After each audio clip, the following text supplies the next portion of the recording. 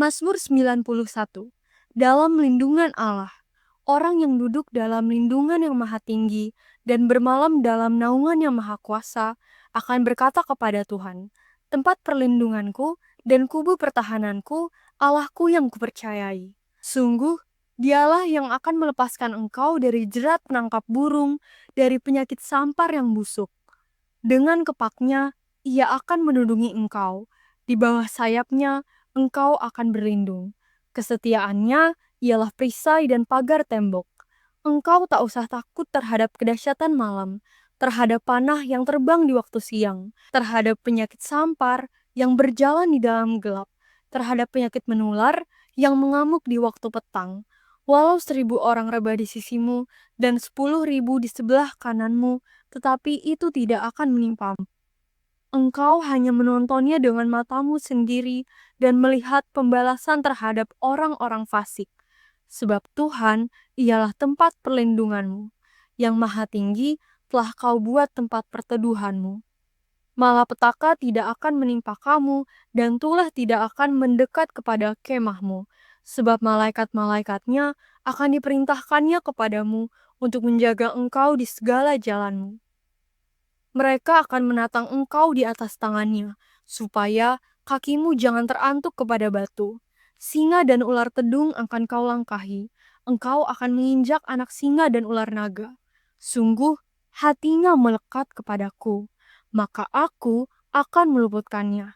Aku akan membentenginya sebab ia mengenal namaku. Bila ia berseru kepadaku, aku akan menjawab. Aku akan menyertai dia dalam kesesakan. Aku akan meluputkannya dan memuliakannya. Dengan panjang umur akan kukenyangkan dia dan akan kuperlihatkan kepadanya keselamatan daripadaku. Amin. Haleluya. Shalom Bapak Ibu Saudara yang dikasihi Tuhan. Kita akan mulai ibadah kita saat ini. Mari saya mengundang Bapak Ibu Saudara untuk bangkit berdiri. Kita akan berdoa syafaat saat ini.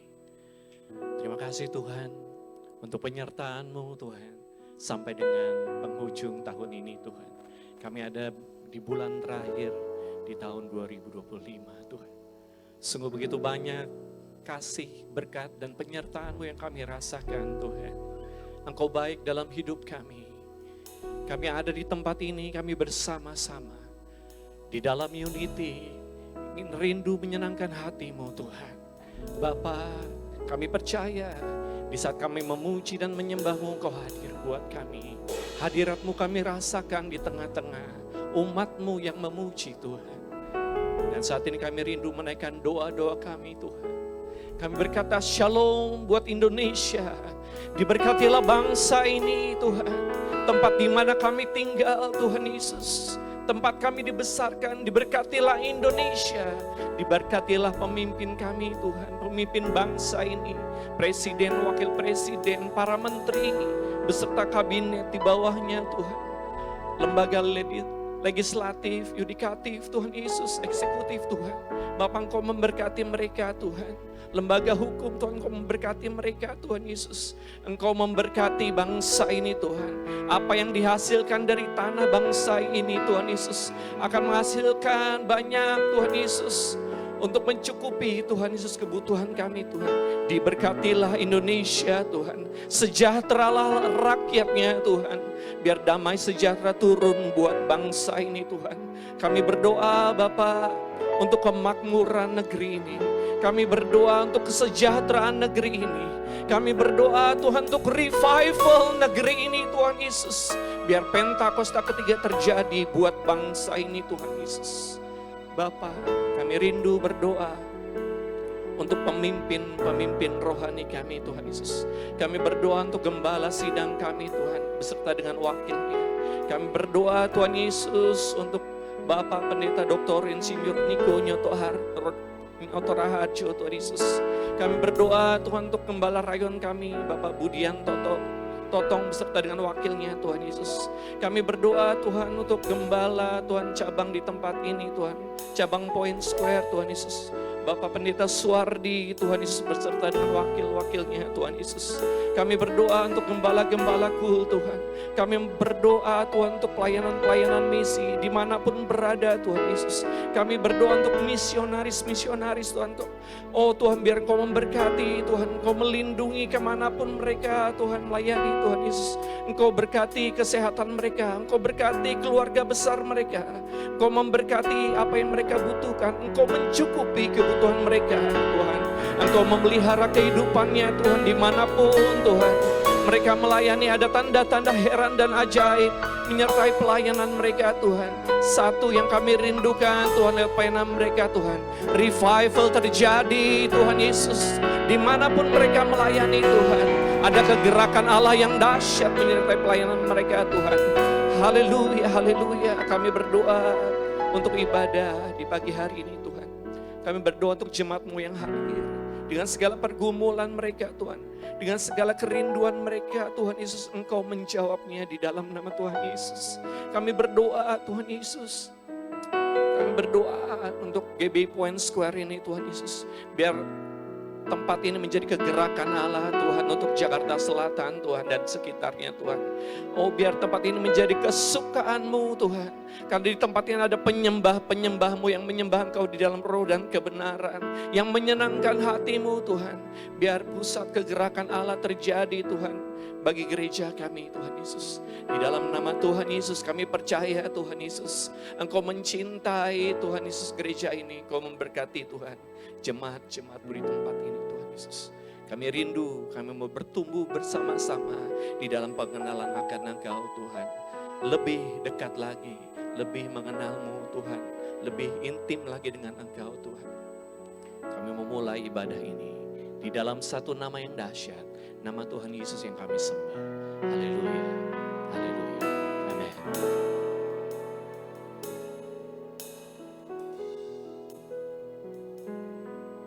Mari kita deklarasikan Pentakosta ketiga. Apa yang dimaksud dengan Pentakosta ketiga? 1. Pentakosta ketiga adalah pencurahan Roh Kudus yang dahsyat di zaman ini melebihi yang terjadi di Azusa Street. 2. Pentakosta ketiga akan mengakibatkan penuaian jiwa yang terbesar dan yang terakhir sebelum Tuhan Yesus datang kembali. 3. Pentakosta ketiga akan membangkitkan generasi Yeremia, yaitu anak-anak muda yang dipenuhi Roh Kudus, cinta mati-matian kepada Tuhan Yesus, tidak kompromi terhadap dosa, dan akan bergerak untuk memenangkan jiwa. 4. Pentakosta ketiga lahir di Indonesia dan bergerak ke bangsa-bangsa. Gerakan ini dari timur ke barat dan akan kembali ke Yerusalem. 5. Pentakosta ketiga akan memberikan kuasa untuk menyelesaikan amanat agung dan setelah itu Tuhan Yesus datang kembali. Amin. Mari kita berkatakan visi misi GBI Rayon 1H, menjadi keluarga kerajaan Allah yang memenangkan jiwa-jiwa dan berdampak bagi dunia, dengan nilai, ikrar, integritas, keintiman, rendah hati, antusias inovatif, rela berkorban. Amin. Shalom saudara, sebagai umat Kristiani tentu kata shalom tidak asing bagi kita. Shalom berasal dari bahasa Ibrani yang artinya damai sejahtera. Tentunya hal ini tidak lepas dari identitas sebagai umat Kristiani dan setiap orang yang mengikuti Yesus. Seperti yang tertulis dalam Kolose pasal 3 ayat 15. Hendaklah damai sejahtera Kristus memerintah dalam hatimu, karena untuk itulah kamu telah dipanggil menjadi satu tubuh dan bersyukurlah. Dalam edisi Voice of Pentecost kali ini, kita akan sama-sama membahas tentang damai sejahtera di bumi. Pada kelahiran Tuhan Yesus, malaikat datang dan menyampaikan kabar tersebut, salah satunya kepada para gembala, bahwa Sang Juru Selamat telah lahir di dunia. Tampak pula bala tentara surga yang memuji Allah, seperti yang tertulis dalam kitab Lukas pasal 2 ayat 13-14. Seruan pengagungan kepada Allah juga dilakukan setiap waktu di surga. Hal itu seperti yang disaksikan oleh Rasul Yohanes pada saat ia dibuang di Pulau Patmos. Hal itu tertuang dalam Wahyu pasal 4 ayat 8. Demikian hendaknya hal itu terjadi di bumi, yaitu terdapat nyanyian pengagungan bagi Allah setiap waktu. Namun sayangnya, manusia yang sudah jatuh dalam dosa tidak dapat senantiasa mengagungkan Tuhan. Sebab dalam dosa manusia tidak dapat merasakan damai sejahtera Allah dan merasa takut untuk berhubungan dengan Tuhan. Saudara, karena kasih-Nya bagi kita, Ia datang ke dunia untuk menebus dosa manusia, dan kelahiran Yesus Sang Raja Damai merupakan keselamatan manusia dan bukti damai sejahtera itu nyata. Tuhan Yesus memberitakan Injil, menyembuhkan orang sakit, mengusir setan-setan, dan melatih murid-Nya untuk melayani. Pada akhirnya, karya yang terbesar adalah mati di kayu salib untuk menebus dosa manusia. Sebab hanya di dalamnya ada pengampunan dan pemulihan hubungan manusia dengan Allah. Setiap orang yang menerima Yesus sebagai juru selamat akan menerima keselamatan yang kekal, dan setiap orang yang percaya akan menerima damai sejahtera. Damai sejahtera di bumi nyata karena adanya pemulihan hubungan orang yang berdosa dengan Tuhan Yesus. Seperti yang tertulis dalam Yohanes pasal 14 ayat 27. Damai sejahtera-Ku tinggalkan bagimu, damai sejahtera-Ku kuberikan kepadamu. Dan apa yang kuberikan tidak seperti yang diberikan oleh dunia kepadamu. Janganlah gelisah dan gentar hatimu. Maka dengan demikian, Tuhan memberikan pesannya kepada murid-murid-Nya untuk memberitakan Injil ke segala penjuru yang juga dikenal sebagai amanat agung. Dengan kuasa Roh Kudus, para murid memberitakan Injil, menyembuhkan orang sakit, dan mengusir setan-setan. Tuhan berkata bahwa dengan Injil kerajaan diberitakan akan menjadi kesaksian bagi semua bangsa. Namun sampai hari ini, belum semua bangsa mendengar Injil, sehingga amanat agung ini belum selesai. Saat ini, gereja dapat menggunakan kesempatan untuk menyelesaikan amanat agung melalui teknologi. Para hamba Tuhan yang tergabung dalam Empower 21 memiliki visi bahwa tahun 2033 setiap orang memiliki kesempatan untuk mengalami perjumpaan yang autentik dengan Tuhan melalui kuasa dan kehadiran Roh Kudus. Hal ini berarti setiap orang akan mendengarkan Injil dan setiap murid Kristus harus menjadi saksi dan memberitakan Injil dengan kuasa Roh Kudus dan bukan dengan kekuatan sendiri. Saudara, Tuhan akan memberikan damai sejahtera kepada manusia seperti yang tertulis dalam Efesus pasal 2 ayat 14-15. Karena Dialah damai sejahtera kita yang telah mempersatukan kedua pihak dan yang telah merubuhkan tembok pemisah, yaitu perseteruan, sebab dengan matinya sebagai manusia, Ia telah membatalkan hukum Taurat dengan segala perintah dan ketentuannya untuk menciptakan keduanya menjadi satu manusia baru di dalam dirinya dan dengan itu mengadakan damai sejahtera.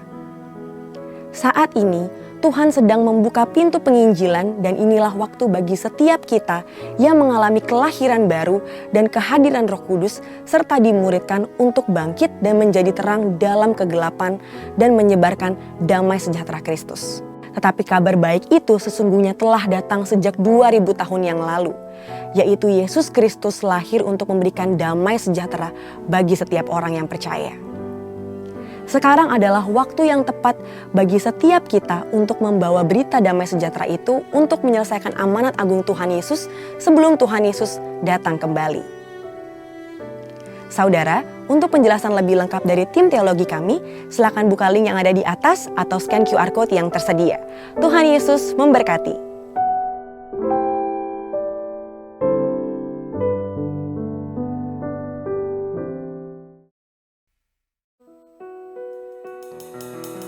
Haleluya. Mari sama-sama kita lebih dalam lagi masuk dalam hadirat Tuhan. Mari sama-sama kita menyembah Dia. Terima kasih Tuhan, terima kasih. Kami bersyukur Tuhan. Terima kasih. Kami bersyukur Tuhan buat penyertaan-Mu sepanjang tahun ini Tuhan. Kalau kami boleh berada Tuhan di bulan terakhir di tahun ini, mengucap syukur buat kasih setia-Mu Tuhan. Mengucap syukur buat setiap kebaikan-Mu Tuhan atas kami. Kami percaya Tuhan, Allah yang sama yang menyertai kami sepanjang tahun ini. Allah yang sama juga yang menyertai kami memasuki tahun yang baru nanti Tuhan. Kami mau berjalan bersama-sama Tuhan. Karena kami tahu Engkau Allah kami yang setia. Hanya Engkau Allah yang setia Tuhan. Terima kasih Yesus.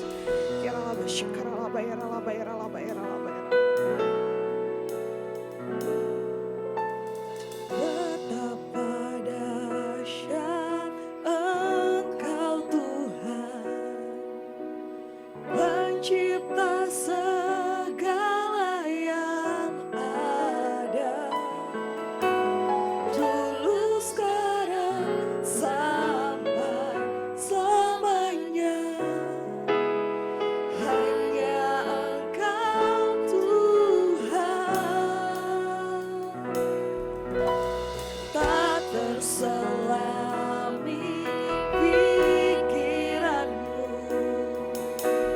tak terukur panjang setiamu. Dulu sekarang sampai selamanya,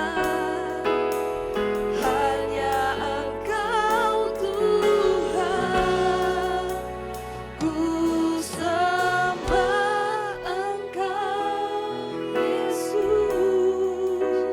hanya Engkau Allah di hidupku. Tiada yang lain, hanya Engkau Tuhan. Selamanya Kau tetap Allah, walau dunia semua bergoncang, tak tergoyahkan Kau tetap Allah. Mari sama-sama kita angkat pujian ini. Kau dahsyat Tuhan. Betapa dahsyat Engkau Tuhan, pencipta segala yang ada. Dulu sekarang sampai selamanya, hanya Engkau Tuhan. Tak pernah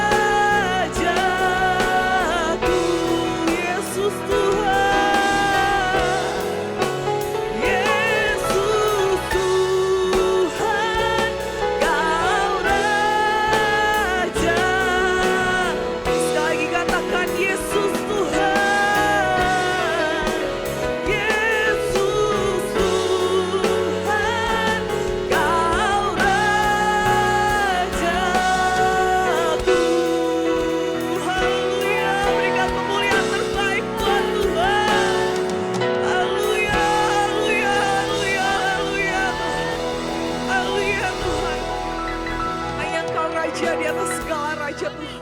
Kami mau mulai lebih lagi Tuhan Yesus memuji menyembah Engkau Bapa. Segala pujian hormat kami naikkan bagi nama-Mu di dalam nama Yesus. Amin. Kita siap untuk memuji Tuhan. Mari lebih lagi kita nyanyikan pujian baginya.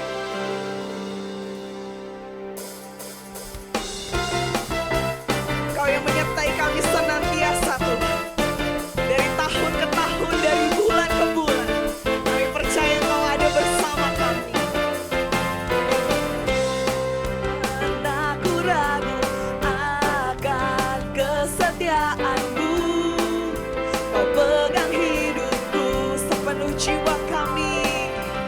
Sepenuh jiwaku, ku yakin dan percaya. Kau tuntun langkahku. Yesus Kau Raja dalam hidupku, berjaya berkuasa untuk selamanya. Hanya Kau Tuhan, sumber kekuatan, kuasa-Mu tercurah bagiku senantiasa. Denganmu Tuhan, ku kan berjalan dari kemuliaan sampai kemuliaan selamanya. Mari lebih lagi katakan pujian ini. Haleluya.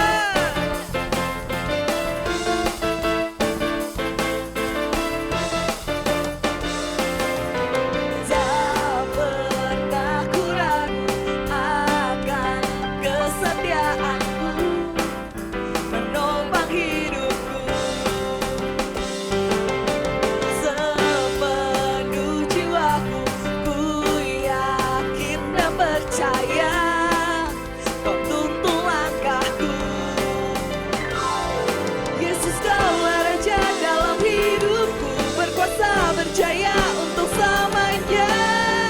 Hanya Kau Tuhan, sumber kekuatan, kuasa-Mu tercurah bagiku senantiasa. Denganmu Tuhan, ku kan berjalan dari kemuliaan sampai kemuliaan selamanya. Haleluya.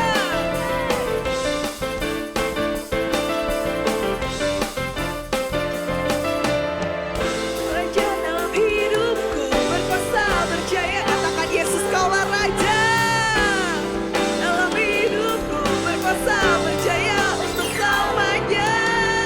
Hanya Kau Tuhan, sumber kekuatan, kuasa-Mu tercurah bagiku. Denganmu Tuhan, ku kan berjalan dari kemuliaan sampai kemuliaan. Hanya Kau Tuhan, sumber kekuatan, kuasa-Mu tercurah bagiku senantiasa. Denganmu Tuhan, ku kan berjalan dari kemuliaan sampai kemuliaan selamanya.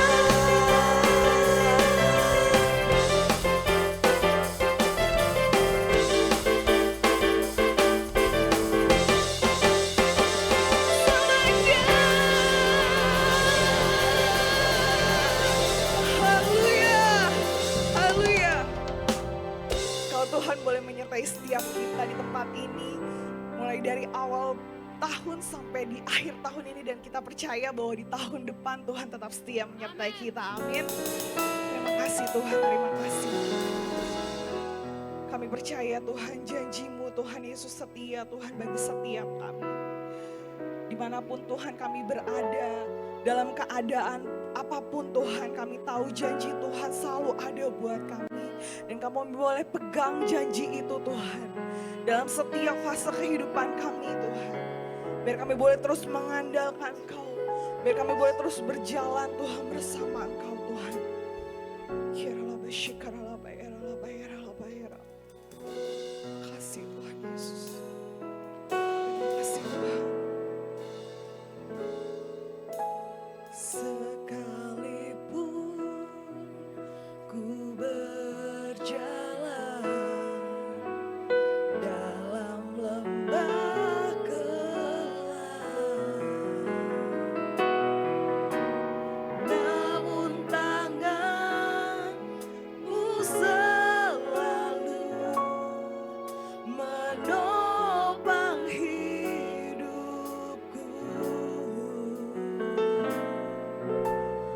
saat ku dalam ketakutan.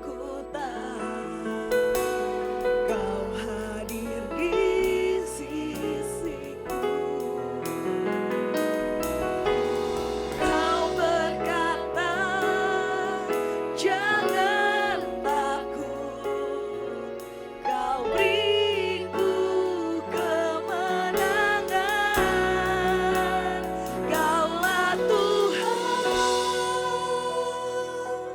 yang berjanji, tak sekalipun kau ingkari. Kesetiaanmu sungguh terbukti di sepanjang hidupku, untuk selamanya. Yes, God. Ku mau setia melayani, mengasihimu. Tiada Tuhan sepertimu, Yesus. Kau Allahku yang setia. Mari berikan kemuliaan terbaik buat Tuhan. Sekalipun ku berjalan dalam lembah gelap, namun tanganmu selalu menopang hidupku. Saat kami dalam ketakutan, ku dalam ketakutan, Kau hadir di sisiku. Kau berkata, jangan takut. Kau beriku kemenangan. Kaulah Tuhan yang berjanji, tak sekalipun kau ingkari. Kesetiaanmu sungguh terbukti di sepanjang hidupku, untuk selamanya. Ku kan setia melayani, mengasihimu. Tiada Tuhan sepertimu, Yesus. Kau Allahku yang setia. Lebih lagi katakan, yang tidak pernah sekalipun Tuhan. Yes, God. Kesetiaanmu sungguh terbukti di sepanjang hidupku, untuk selamanya. Ku kan setia melayani, mengasihimu. Tiada Tuhan sepertimu, Yesus. Kau Allahku yang setia. Lebih lagi, lebih dalam lagi katakan, Kaulah Tuhan yang berjanji, tak sekalipun kau ingkari. Kesetiaanmu sungguh terbukti di sepanjang hidup.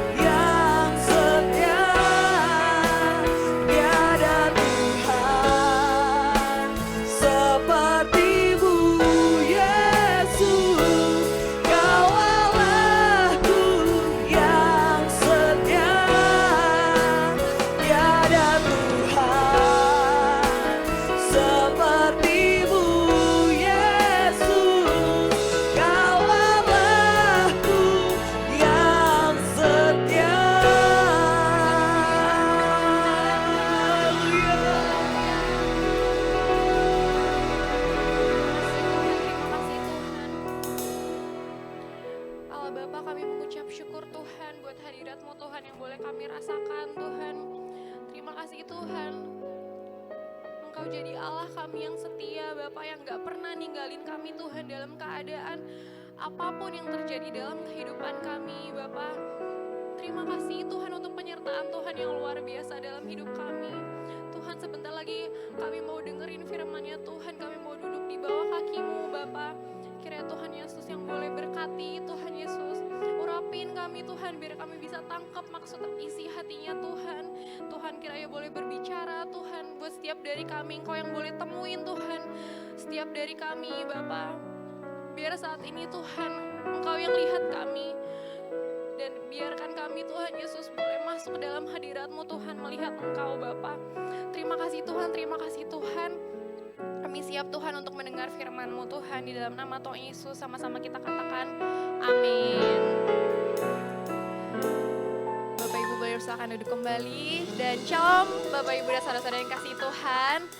Puji Tuhan, kita hari ini boleh bertemu lagi untuk sama-sama kita merenungkan firman Tuhan. Hari ini aku mau ajak Bapak Ibu dan saudara-saudara untuk merenungkan sebuah kisah gitu ya. Tapi sebelumnya aku boleh tampilkan judulnya dulu, yaitu Jehovah El Roi. Jehovah El Roi itu adalah bahasa Ibrani, yaitu nama dari Tuhan. Jadi dalam bahasa Ibrani ada banyak nama-namanya gitu ya. Dan ini adalah gabungan dari Jehovah dan El Roi. Artinya adalah the God who sees me. Engkau Tuhan yang melihatku. Bapak Ibu dan saudara-saudara, ada satu fun fact gitu ya dari nama El Roi ini, yaitu nama ini adalah nama pertama yang diberikan oleh manusia kepada Tuhan yang tercatat dalam Alkitab. Siapakah yang memberikan nama ini kepada Tuhan? Nanti kita akan lihat ceritanya sama-sama. Tapi mungkin aku akan ajak Bapak Ibu untuk mundur sedikit dari ceritanya yang ada di Kejadian 16 ayat 1 sampai 15. Cerita ini awalnya bermulai dari Kejadian 12 dulu. Kita tahu bahwa Abraham, bapak orang beriman, bapak orang percaya, itu mendapatkan sebuah janji yang begitu besar dari Tuhan. Yaitu dia akan punya keturunan yang begitu banyak, memenuhi bumi, dan kemudian oleh keturunannya, maka semua bangsa di bumi ini akan mendapatkan berkat, akan diberkati. Ini adalah satu janji yang sangat luar biasa Bapak Ibu dan Saudara-saudara, janji yang gak main-main. Tapi ternyata dalam proses penggenapan janji ini, Abraham dan Sarah itu enggak mengalaminya dengan mulus-mulus aja. Ternyata ada banyak hal yang harus mereka laluin. Mereka harus tunggu bertahun-tahun. Enggak cuma 1-2 tahun, bertahun-tahun. Lebih dari 10 tahun, lebih dari 20 tahun, lama banget Bapak Ibu. Sampai akhirnya kita akan masuk ke cerita di Kejadian 16 ayat 1 sampai 3. Cerita ketika Abraham dan Sarai ceritanya udah mulai gak sabar, udah mulai bertanya-tanya, di manakah janji Tuhan mengenai anak yang Tuhan janjikan itu. Bapak Ibu, mari kita baca sama-sama Kejadian 16 ayat 1 sampai 3. Adapun Sarai istri Abraham itu tidak beranak. Ia mempunyai seorang hamba perempuan, orang Mesir, Hagar namanya.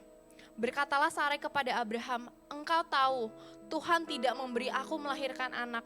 Karena itu baiklah hampiri hambaku itu, mungkin oleh dialah aku dapat memperoleh seorang anak.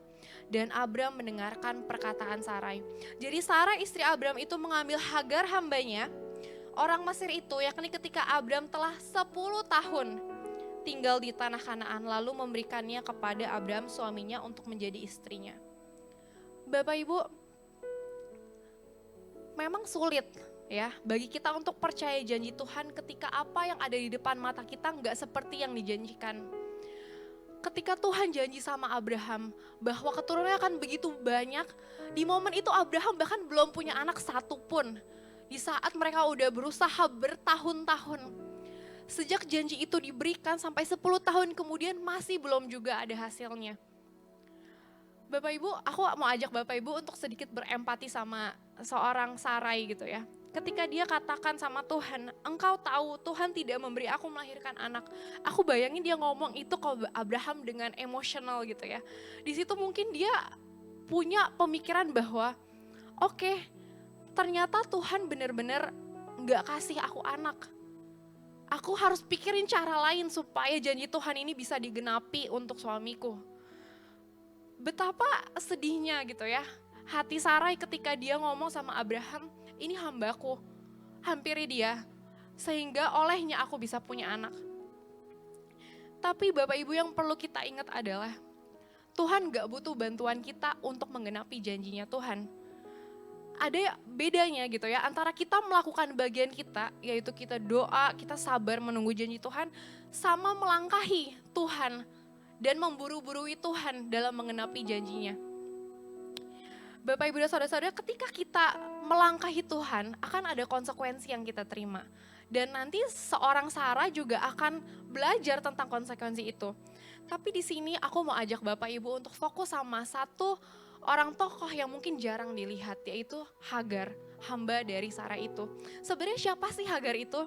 Hagar adalah seorang hamba perempuan dari Mesir. Kita memang nggak tahu seberapa kayak spesifiknya kapan Hagar ini masuk ke rumah Abraham, karena kan dia bukan orang Israel ya, orang Mesir, tapi dia masuk jadi budak Abraham. Tapi kemungkinan besar Hagar ini masuk ke rumah Abraham di Kejadian 12. Ketika Abraham sampai Mesir, kemudian dia menyuruh istrinya berbohong, Sarah, dia bilang, coba kalau misalnya ada orang tanya, bilangnya kamu itu adik aku, bukan istri aku gitu. Karena Sarah ini cantik, Bapak Ibu. Dan ketika Firaun mengambil Sarah, maka Firaun memberikan banyak hadiah untuk Abraham, karena dikirakan kakaknya gitu ya. Jadi dikasihlah banyak, dan salah satunya adalah hamba, perempuan dan laki-laki. Jadi kemungkinan besar Hagar ini masuk ke rumah Abraham ketika di Kejadian 12 itu Firaun memberikan banyak hadiah kepada Abraham. Dan setelah itu dia tinggal sebagai budak di rumah Abraham, kemudian diberikan kepada Abraham karena akhirnya Sarah udah gak tahan, gak sabar menunggu janji Tuhan. Bapak Ibu, ketika kita lihat kisah Hagar, coba mari kita refleksikan dan coba aku mau ajak Bapak Ibu untuk belajar, untuk kita sama-sama berempati sama Hagar. Dia berada di posisi yang sangat gak enak. Dia lahir dalam keluarga seorang budak di Mesir gitu ya. Itu bukan sesuatu yang bisa dia pilih. Ketika dia akhirnya dari Mesir harus pergi ke rumah Abraham, itu juga bukan sesuatu yang dia harus pilih. Dia masuk ke rumah Abraham karena kesalahan Abraham yang menyuruh Sarai berbohong. So dia gak bisa pilih keadaannya, dia gak bisa pilih posisinya. Ketika dia diberikan kepada Abraham karena Sarah udah gak sabar nunggu janji Tuhan, dia juga gak bisa pilih. Dia cuma seorang budak, dia cuma seorang hamba. Bapak Ibu, Abraham sih emang orang beriman sih. Tapi maksudnya siapa gitu ya yang mau untuk secara kasarnya dipinjem badannya untuk menghasilkan sesuatu yang nantinya juga bukan buat dia gitu loh. Siapa yang mau ada dalam posisi seperti itu Bapak Ibu? Dan kemudian apa yang terjadi sama Hagar? Selanjutnya di ayat 4 dikatakan akhirnya Abram menghampiri Hagar dan mengandunglah perempuan itu. Ketika Hagar tahu bahwa ia mengandung maka ia memandang rendah akan nyonyanya itu. Di sini seorang Hagar gitu ya, yang dari dulu nggak pernah punya status, yang selalu direndahkan, kemudian naik derajatnya sedikit. Dia mengandung anak dari tuannya, maka muncullah perasaan tinggi hati mungkin ya, sedikit merendahkan nyonyanya. Kalau misalnya kita sebagai manusia mikir-mikir, aduh kayaknya wajar lah ya seorang Hagar bisa berpikir seperti itu manusiawi banget. Tapi ternyata ketika Hagar juga punya sikap hati yang gak benar, ada konsekuensi yang nanti Tuhan kasih. Apa yang terjadi konsekuensinya? Sarai marah, Sarai merasa direndahkan, dia marah kepada Abraham. Dan apa yang Abraham lakukan? Abraham bilang, hambamu itu di bawah kekuasaanmu, perbuatlah kepadanya apa yang kau pandang baik. Bapak, Ibu, dan saudara-saudara, percayalah ketika manusia melakukan apa yang kita pandang baik, itu jawabannya gak pernah baik. Ya, karena ketika awal Adam dan Hawa melihat buah pengetahuan yang baik dan jahat itu dan menganggapnya baik dimakan, itu juga hasilnya salah gitu. So apa yang Sarai lakukan? Sarai menindas Hagar. Penindasan yang begitu berat sampai akhirnya Hagar memutuskan untuk lari dari rumah Abraham. Dan ini adalah satu tindakan yang menurut aku konsekuensinya itu fatal banget. Kenapa? Karena dia adalah seorang budak dan hukumannya adalah dia bisa dihukum mati. Kabur dari rumah tuannya. Yang kedua, dia sedang mengandung anak dari tuannya. Dicariin pasti itu. Anak yang menurut orang-orang di situ mungkin orang-orang melihat ini sebagai anak perjanjian yang Tuhan berikan untuk Abraham. So Bapak Ibu, Hagar berada dalam situasi yang gak dia pengenin, tapi dia harus menerima banyak tekanan karena itu. Bapak Ibu mungkin banyak dari kita yang juga berpikir atau bertanya sama Tuhan.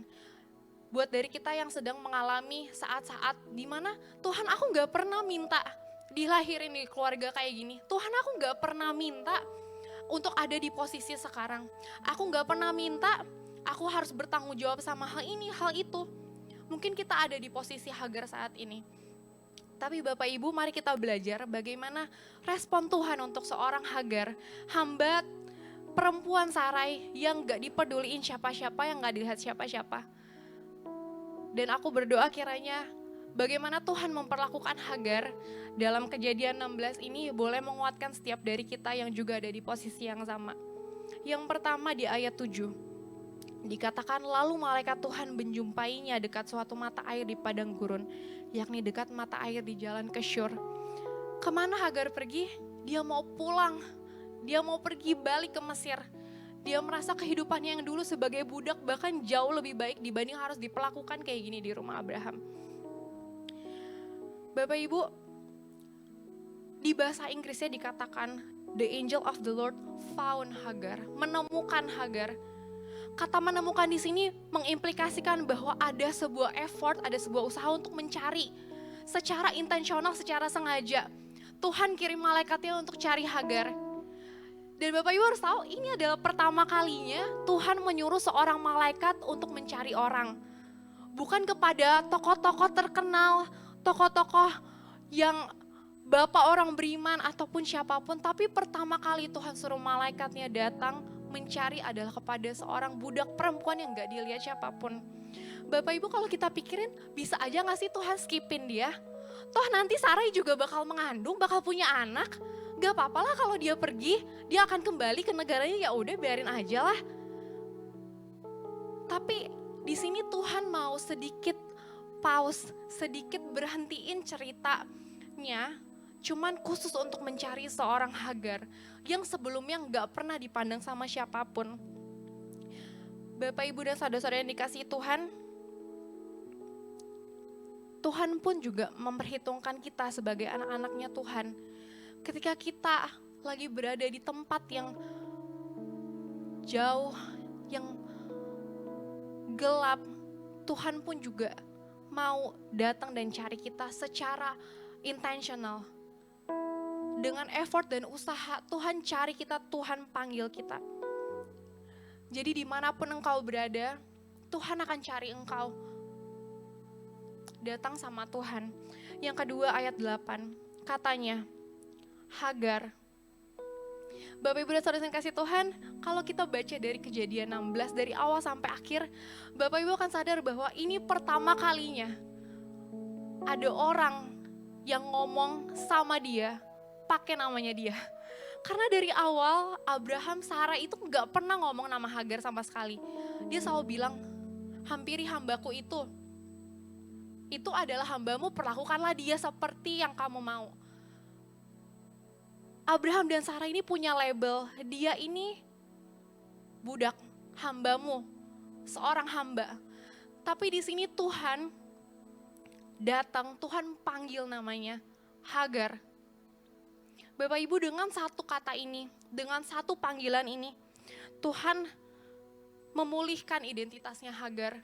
Hagar bukan cuma seorang budak yang bisa diperlakukan seenaknya, bukan cuma seorang hamba yang bisa dilakukan seenaknya sama tuannya, tapi dia juga adalah manusia, dia juga anaknya Tuhan.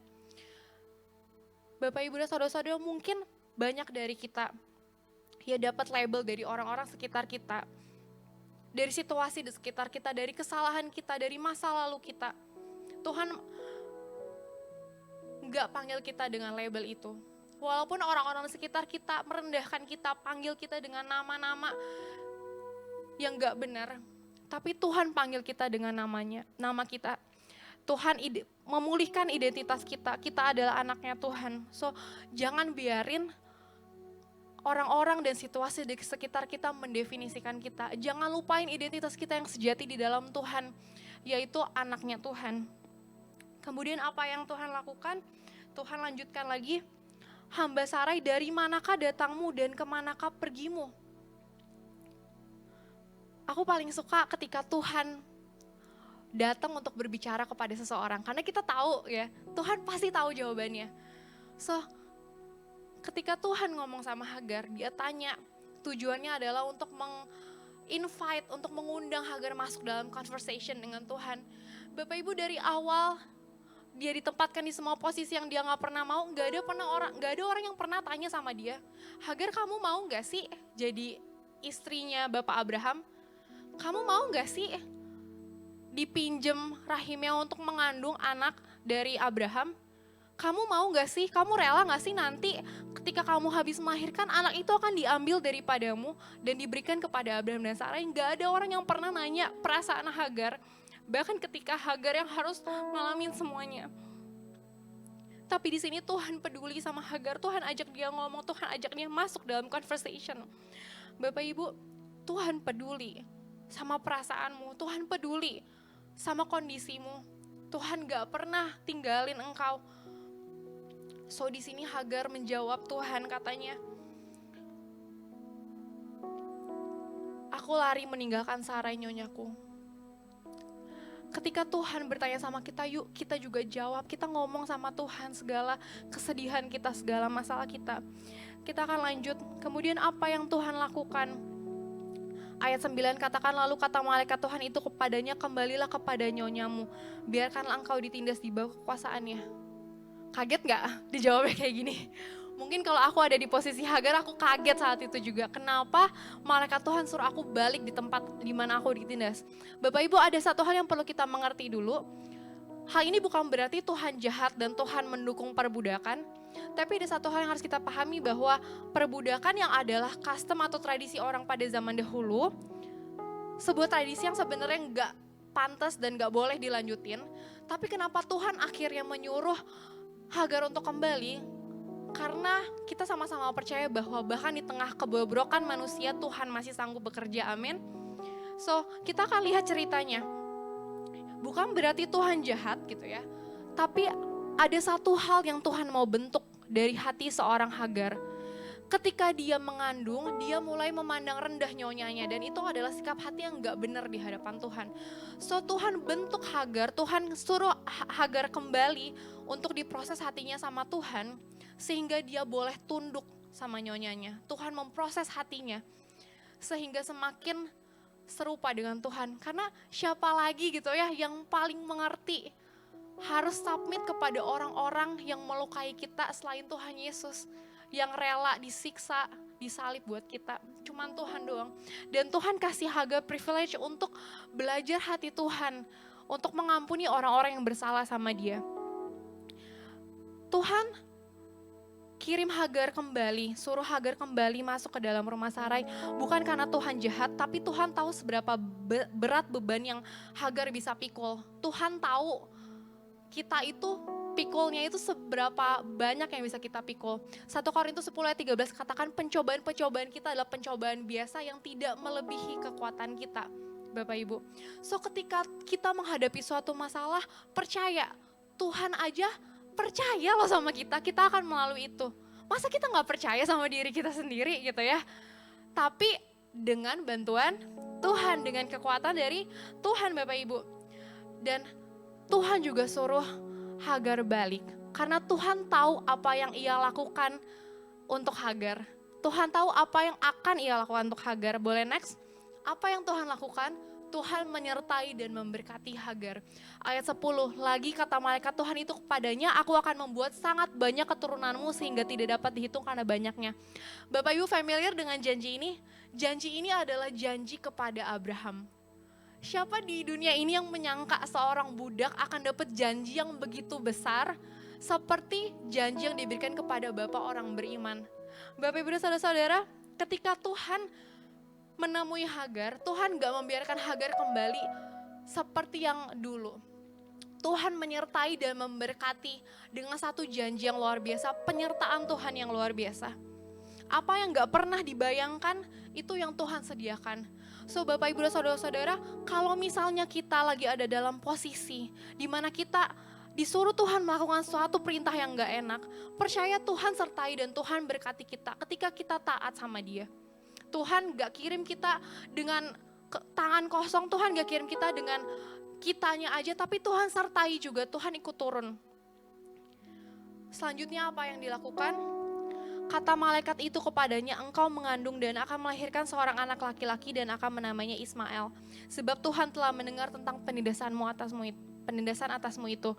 Bapak, Ibu, dan Saudara-saudara, Ismail artinya Tuhan mendengar.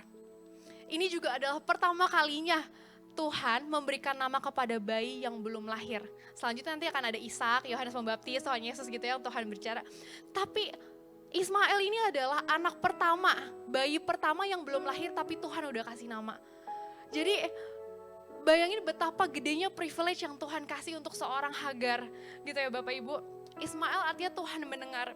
Ini juga adalah bukti penjagaan Tuhan. Bayangin setiap kali di rumah Abraham nama Ismail terucap dan orang dengar, Tuhan mendengarkan, Tuhan mendengarkan. Kira-kira berani gak sih orang jahatin Hagar gitu ya? Ketika nama Ismail, Tuhan mendengarkan. Itu adalah bentuk penjagaan Tuhan sama Hagar. Kemudian apa yang Hagar lakukan, apa yang Hagar katakan sama Tuhan ketika dia tahu bahwa Tuhan cari dia. Tuhan panggil namanya, Tuhan pulihkan identitasnya, Tuhan mau berkati dia dan percaya sama dia, Tuhan mau sertai dia. Hagar katakan, kemudian Hagar menamakan Tuhan yang telah berfirman kepadanya itu dengan sebutan, engkaulah El-Roy. Engkaulah Tuhan yang melihatku. Ini juga pertama kalinya gitu ya.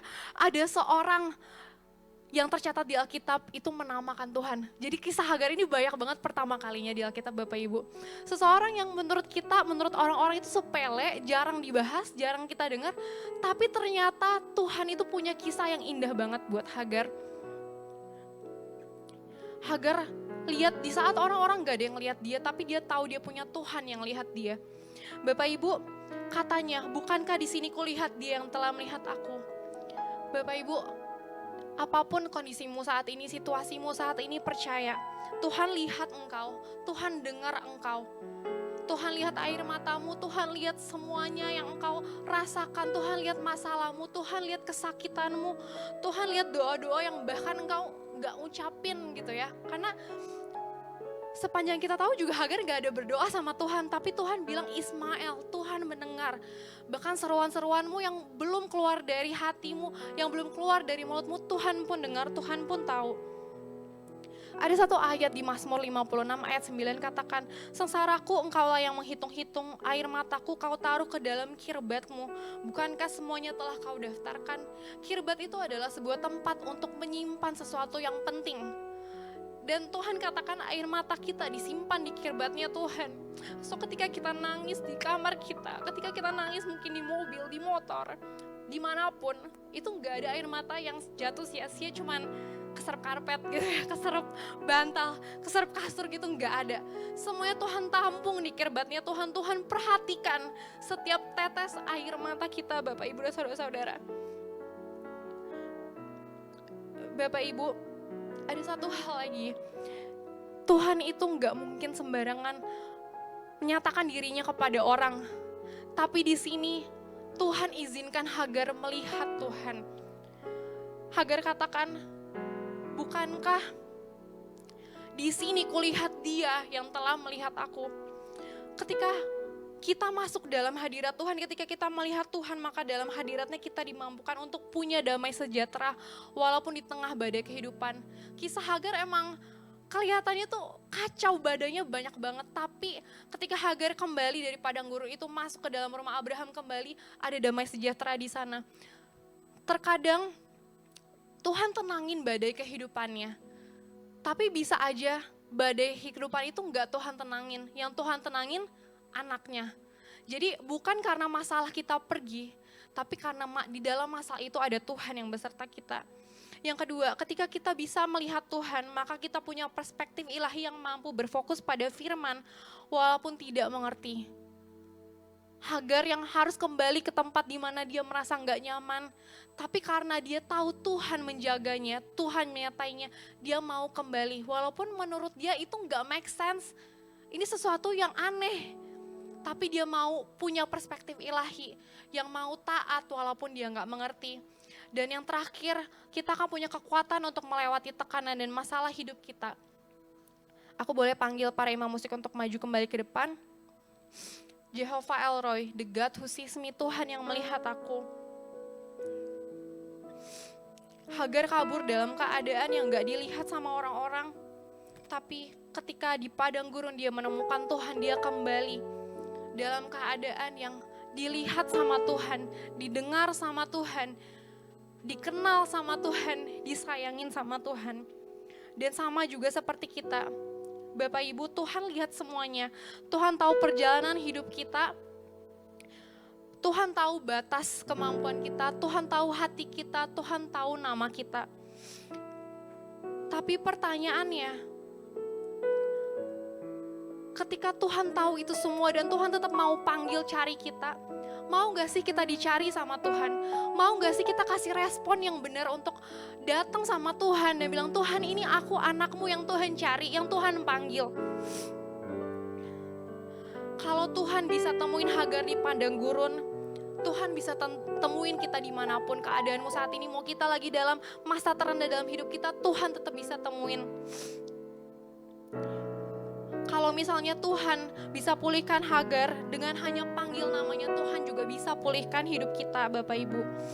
Kalau Tuhan bisa kasih janji masa depan yang begitu luar biasa kepada seorang budak yang menurut custom pada saat itu nggak mungkin punya masa depan selain jadi budak, maka Tuhan juga bisa kasih masa depan yang luar biasa dalam hidup kita semua, Bapak Ibu.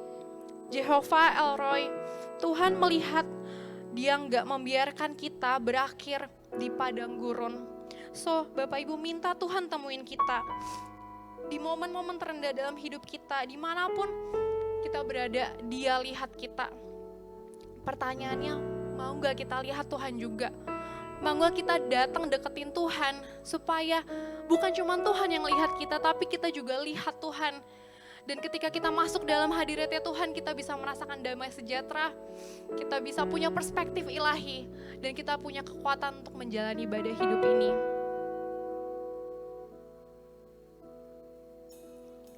Mari sama-sama kita berdoa.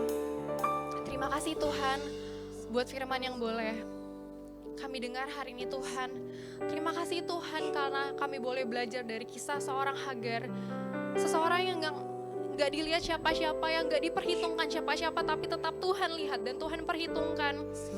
Tuhan dimanapun posisi kami saat ini, situasi yang kami alamin, kami berdoa kiranya Tuhan boleh temuin kami, Tuhan boleh jumpain kami Bapak. Kami mau datang sama Tuhan, kami mau bawa Tuhan semua problem kami sama Tuhan. Kiranya Tuhan yang boleh jamah. Tuhan kami mau belajar untuk ikutin Tuhan, untuk taat sama Tuhan. Karena kami percaya Tuhan itu yang melihat kami, Tuhan yang peduliin kami, Tuhan yang sayang sama kami. Terima kasih Bapak, terima kasih Tuhan. Kami berdoa kiranya Tuhan hidup kami Tuhan boleh terus Tuhan jagain, boleh terus Tuhan pimpin dan sertai Bapak. Biar apapun yang kami lakukan ke depannya itu juga jadi berkat buat banyak orang. Terima kasih Tuhan, terima kasih Roh Kudus. Hamba-Mu selesai berbicara Tuhan, tapi kiranya Tuhan yang boleh terus berbicara Tuhan buat setiap dari kami. Terima kasih Bapak, terima kasih Tuhan. Di dalam nama-Mu kami berdoa ucap syukur, haleluya, amin.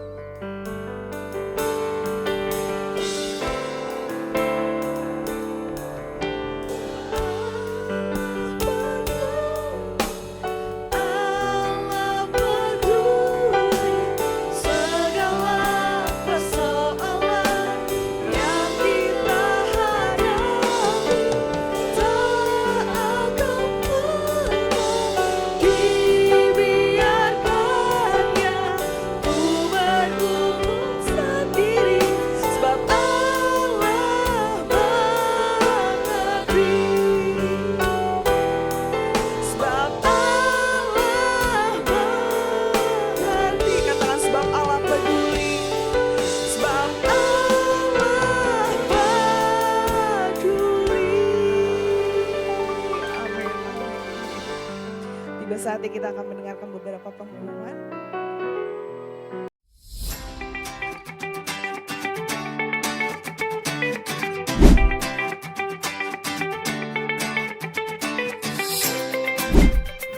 Kami mengucapkan terima kasih atas pelayanan hambanya Josiana Leviadi dan seluruh tim yang telah bertugas.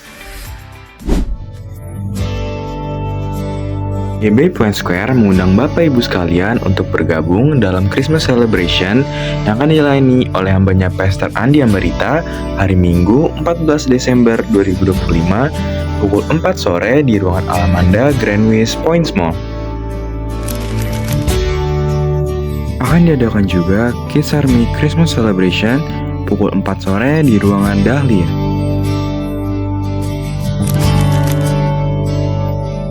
Bapak Ibu dapat memberikan persembahan Natal melalui akun rekening BCA GBI Point Square.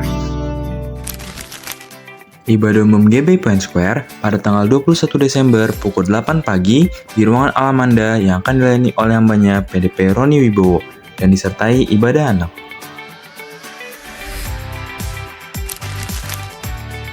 Ibadah Wake Dance akan diadakan pada tanggal 21 dan 28 Desember pukul 10.45 di lantai M Point Mall. Rumah doa setiap hari Sabtu pada tanggal 20 Desember 2025 pukul 7 pagi melalui online via Zoom. Bagi Bapak Ibu yang belum tergabung di dalam KUL, GBI Point Square mengundang Bapak Ibu sekalian untuk bergabung dalam KUL yang ada, untuk saling mendukung dan bertumbuh di dalam Kristus. Bapak Ibu dapat memberikan persembahan melalui amplop yang telah disediakan, scan QR Code yang tersedia, atau transfer melalui akun rekening BCA GBI Point Square. Bagi Bapak Ibu yang ingin memberikan donasi untuk korban bencana Sumatera, dapat memberikan ke akun rekening BCA GBI Point Square.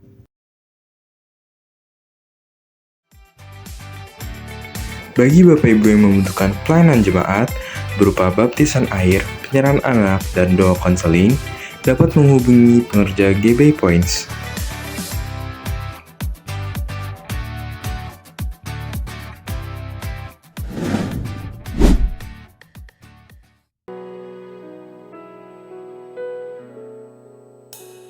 Baik Bapak Ibu, sebelum kita memberikan persembahan, kita sama-sama siapkan hati kita bersatu di dalam doa.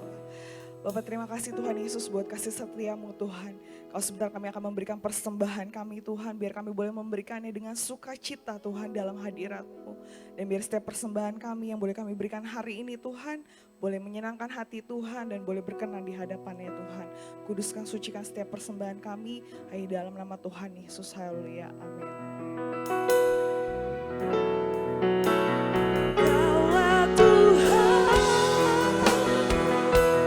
yang berjanji, tak sekalipun Kau ingkari kesetiaan-Mu, sungguh terbukti di sepanjang hidup.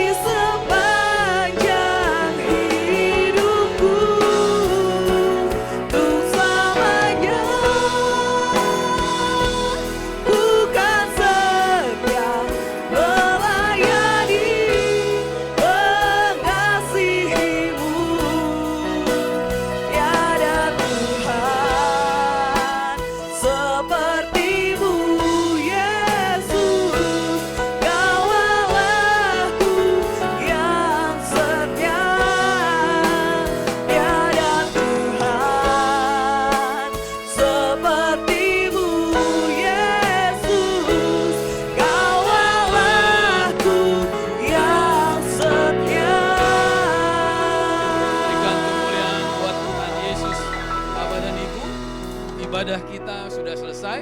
Yuk kita angkat tangan kita dan menerima berkat Tuhan. Bapak, kami sangat bersyukur Tuhan, kami boleh masuk dalam hadirat-Mu, memuji, menyembah Tuhan, dan terlebih lagi ya Bapak, kami sudah ditaburkan oleh kebenaran Tuhan. Kami berjanji Bapak, bahwa benih yang terbaik dari Tuhan akan tumbuh di dalam hati kami, karena kami tanah yang terbaik, tanah yang subur buat benih-benih firman Tuhan, dan itu akan menjadi berkat buat sesama kami. Maka utuslah kami Bapak. Yuk kita angkat tangan kita dan menerima berkat Tuhan, berkat dan kasih anugerah dari Allah Bapa yang berlimpah-limpah. Di dalam cinta kasih Tuhan kita Yesus Kristus, dalam persekutuan yang manis dengan Roh-Nya yang kudus, terus akan menyertai kita, dan benih yang terbaik akan tumbuh dan jadi berkat, jadi alat kemuliaan nama Tuhan, sampai Tuhan Yesus datang yang kedua kali. Dalam kepastian, kebenaran, dan kekekalan kita akan bersama-sama dengan Dia untuk selama-lamanya. Mari yang percaya bersama kita katakan, amin. Tuhan Yesus memberkati. Selamat hari Minggu. Selamat hari Minggu, Tuhan Yesus memberkati.